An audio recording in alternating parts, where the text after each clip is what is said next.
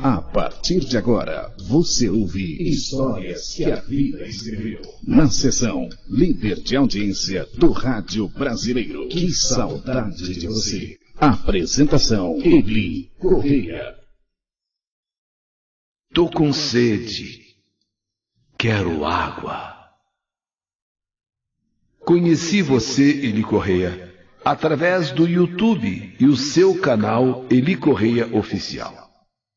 Resolvi pesquisar mais sobre suas narrativas, sobre as histórias que você leva ao YouTube e gostei muito, gostei demais, gostei bastante. Quando eu tinha 15 anos, aconteceu comigo uma experiência única. Posso dizer assim, até mesmo sobrenatural. Uma experiência que viria a marcar o resto da minha vida. Tudo começou quando nós nos mudamos para uma casa localizada na Lapa. Meu pai era caminhoneiro na época. Hoje ele já está aposentado e não trabalha mais na profissão. Mas naquela época, meu pai trabalhava e a gente vivia mudando. Uma época ele estava em uma determinada cidade trabalhando numa empresa, num outro tempo ele estava em outra cidade trabalhando numa outra empresa de transportes e foi difícil mesmo eu terminar a escola. Mas consegui. Quando saímos do Amazonas para morar aqui em São Paulo, viemos porque papai havia recebido uma boa proposta, uma proposta de uma vida muito melhor na capital de São Paulo. Eu, a princípio, não gostei. Primeiro, porque os meus estudos foram interrompidos. Segundo, lugar diferente, pessoas diferentes. E eu confesso que eu não era uma garota tão sociável assim. E fora os amigos, porque você mora num lugar, você tem seus amigos, suas amigas. Foi difícil me acostumar em São Paulo. Foi difícil me acostumar aqui. Então, quando completei 15 anos, lá no Amazonas, meu pai anunciou que tinha recebido uma proposta para fazer um serviço em São Paulo que iria durar mais ou menos um ano. Mas não viajaria pegando estradas. Ele pegaria as encomendas e as entregaria nos lugares dentro de São Paulo, capital. E a cada encomenda que ele entregasse, cada encomenda dessa empresa que ele levava até o seu destino, ele ganharia uns X reais. E podia fazer até 3 entregas ao dia. E ele, como sempre foi excelente motorista, conseguia realizar essas entregas assim até com facilidade. Meu pai trabalhava na Barra Funda. E nós morávamos na Lapa, numa casa um pouco apertada. Mas tinha garagem para um carro, onde meu pai deixava o seu velho Chevette. E todas as manhãs tirava o carro da garagem, o seu Chevette, e ia para o trabalho na Barra Funda. Nos 2 primeiros meses, eu não tinha o costume de me levantar para beber água durante a noite. Porém, eu levava uma garrafinha para a escola e a deixava na minha mesa, para eu não ter que sair da sala, pois eu era muito tímida, muito acanhada. E acabei pegando esse costume. Estivesse eu em qualquer lugar que fosse, principalmente à noite, eu ficava com a minha garrafinha de água sempre do meu lado. Inclusive na hora de dormir, ficava ali no lado da minha cama, no criado mudo. Nesta casinha que morávamos na Lapa, eu tinha um quarto só para mim. Mas era um quarto pequeno, dividido apenas por uma cortina do outro quarto, que era o quarto da minha mãe e do meu pai. Em uma certa noite, passei a perceber que a minha garrafinha de água ficava sempre meio vazia. Eu acordava para tomar água, ou acordava para ir ao banheiro. Eu comecei a desconfiar que a minha mãe era quem bebia minha água. Mas, ao mesmo tempo, Eu achava estranho, pois a minha mãe dormia feito uma pedra. E meu pai chegava também cansado à noite e não ficava atrás. Dormia pesado. E como sou filha única, achava estranho esse acontecimento. Meu pai dormindo pesado, minha mãe dormindo que nem uma pedra. De madrugada, eu ia beber a água da minha garrafa sempre pela metade.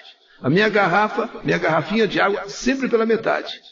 Como tinha dificuldades em acordar de madrugada para ver quem de fato estava tomando a minha água, então eu fiz diferente.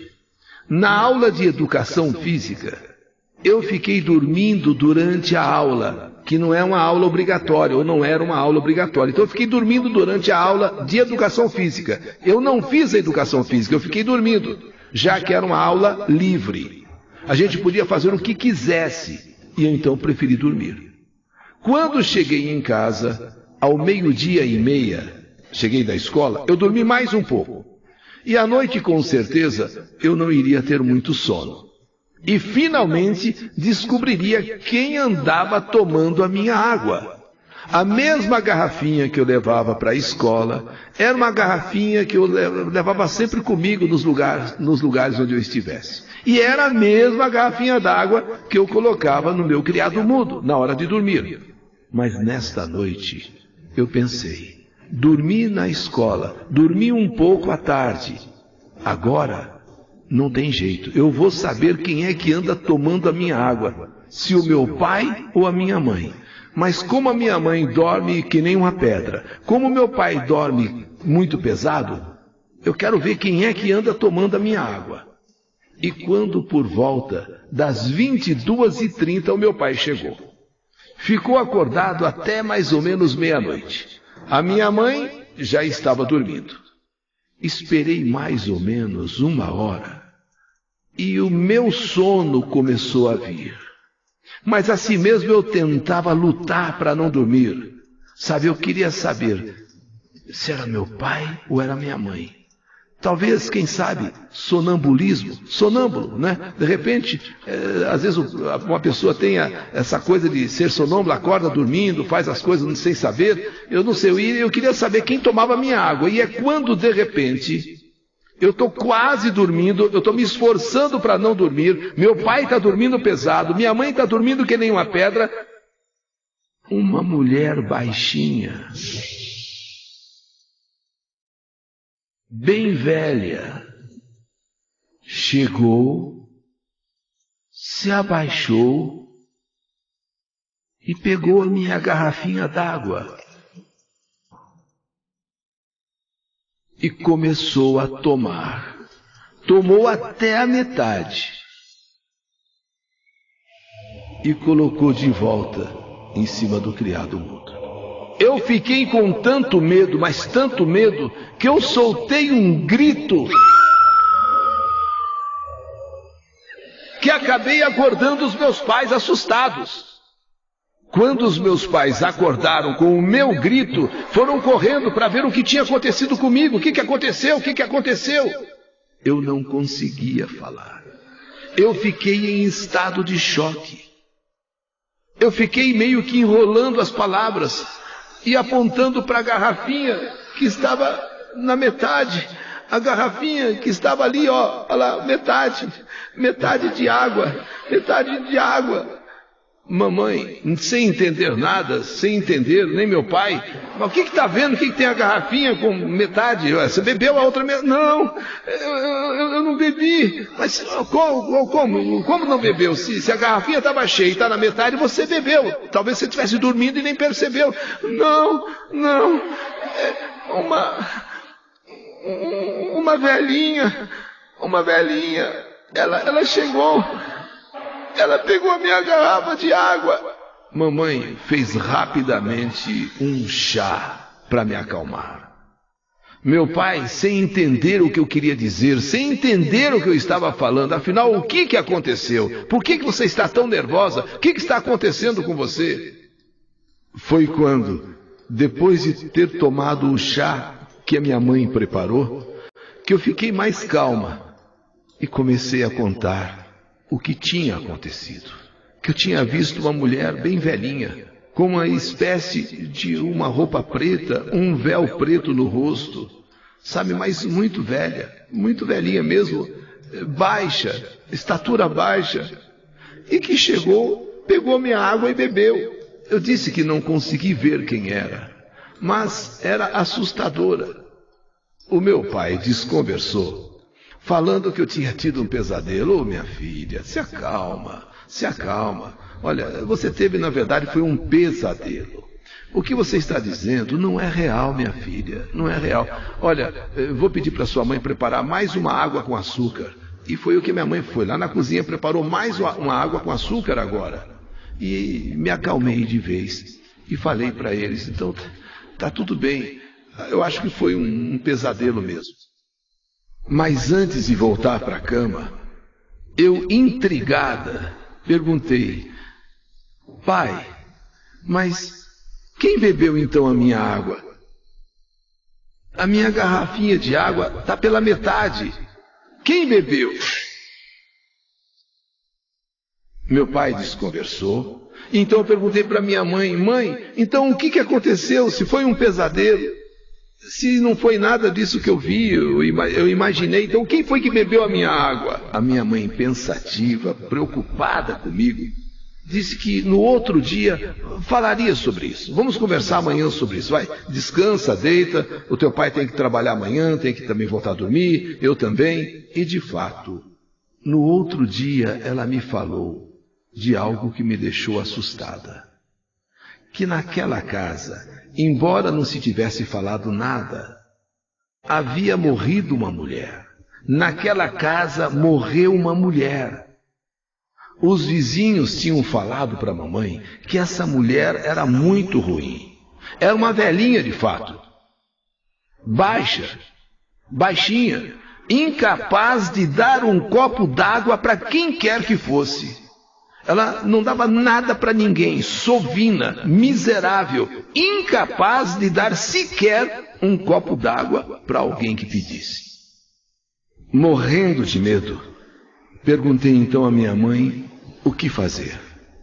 E ela disse que eu tivesse calma, que embora realmente tivesse morrido essa mulher ali naquela casa, mas não quer dizer que ela tivesse aparecido, que talvez, sabemos lá, uma impressão minha, realmente talvez tivesse sido um sonho, um pesadelo, mas que eu não tivesse medo.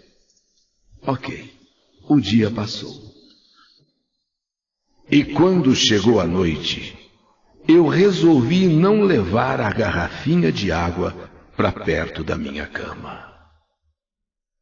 Nesta noite, eu não queria correr o risco. Não queria passar pelo medo que eu tinha passado na noite anterior. Só que antes eu tivesse levado a garrafa de água, antes eu tivesse levado e colocado ali no meu criado mudo.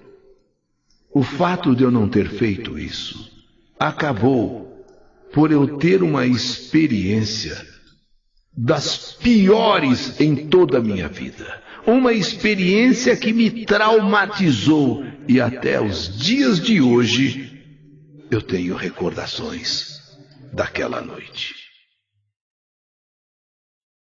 Demorou para eu pegar no sono, preocupada com o que tinha acontecido na noite anterior. Mas a minha mãe, ali do lado, dali a pouco meu pai chegou, e eles ainda acordados, aproveitei que eles ainda estavam acordados, e eu procurei dormir. E de fato, quando eu dormi, eu comecei a sonhar com aquela mulher. Aquela mulher vinha até perto da minha cama, se abaixava, chegava bem próxima de mim. E quando eu olhava bem no seu rosto, bem nos seus olhos, na verdade, nem olhos tinha. Era uma caveira. Não tinha olhos. Eram 2 buracos profundos. E ela, procurando a água, procurando a garrafinha que eu não levei nessa noite, Eu não quis correr o risco de ter aquele sobressalto. Eu não quis correr o risco de ter aquele medo, aquele susto. Eu não levei nessa noite a garrafinha d'água. Mas essa mulher procurava e procurava a garrafinha de água. A garrafinha que eu não levei. Eu não levei nessa noite. E nesse meu sonho ela procurava. Quando então ela olha bem para mim e pergunta: cadê a minha água? Cadê a minha água? E começou a me sufocar, apertar meu pescoço, e eu não conseguia acordar. Então, comecei a me debater na cama, gritando, pedindo por Nossa Senhora Aparecida, pedindo por Jesus Cristo, por Deus, por todos os santos, que me ajudassem, que fizessem aquela coisa parar. Quando, de repente, aquela velha solta um grito no meu rosto.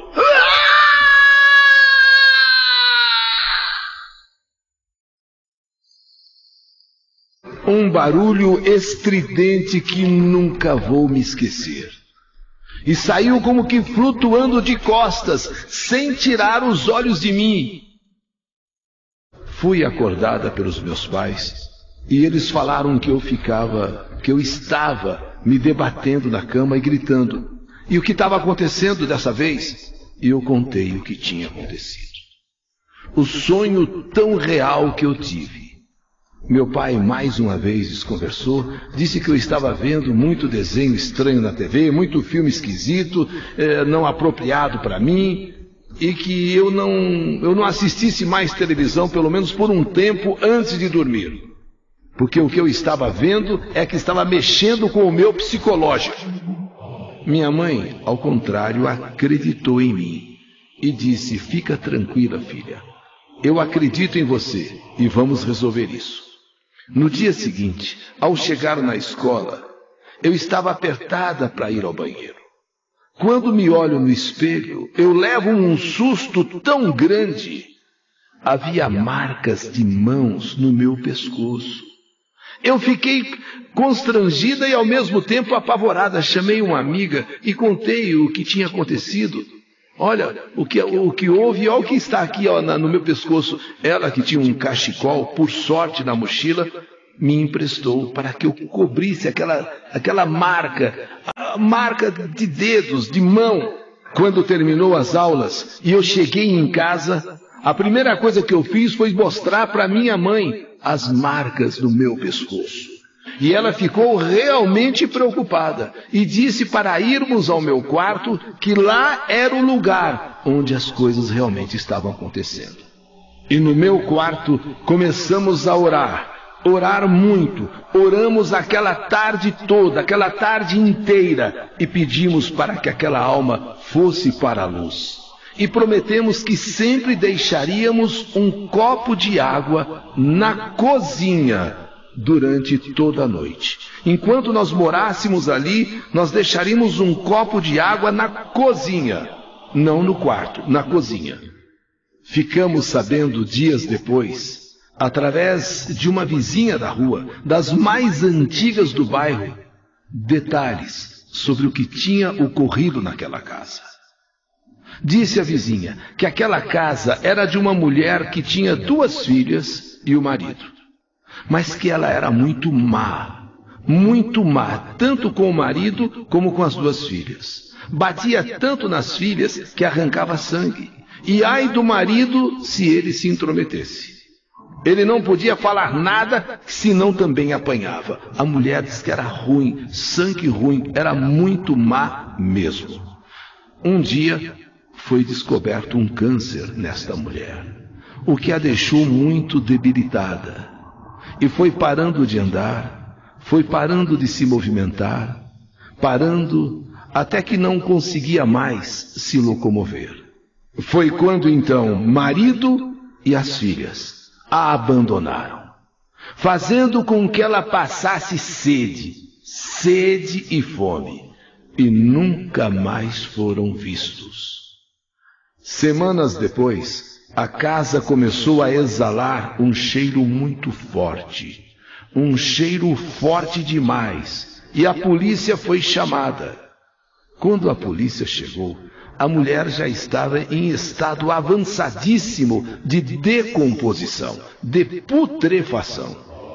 A casa ficou fechada por muito tempo, até que a dona decidiu colocá-la para alugar novamente. Dizem que o pessoal que morou ali via vultos. Copos eram derrubados do chão, muitos não ficavam ali dizendo que a casa era mal assombrada.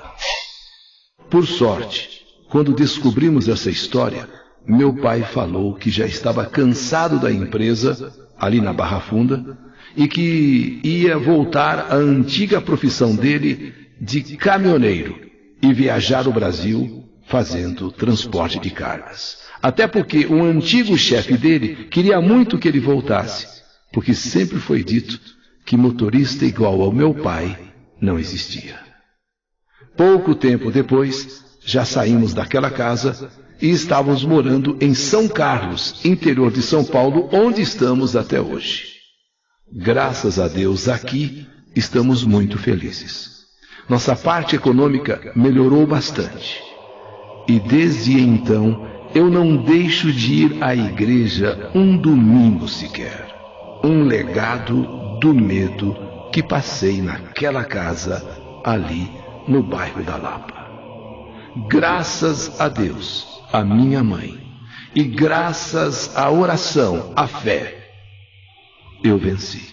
Quando lembro daquela figura horrível, horripilante, hoje praticamente não tenho mais medo.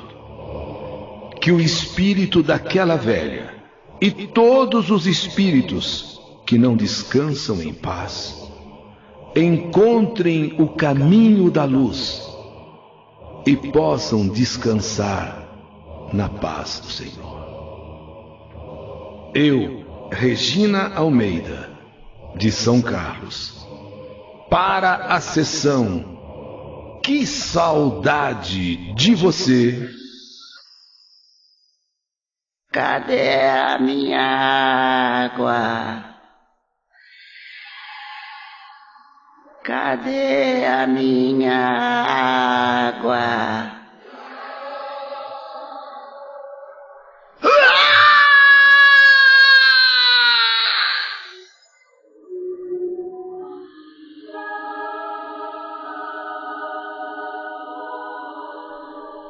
Mais uma história que a vida, ou além, escreveu. Que saudade de você! Você acabou de ouvir Histórias que a Vida Escreveu, na sessão Líder de Audiência do Rádio Brasileiro. Que saudade de você! Apresentação: Eli Correia.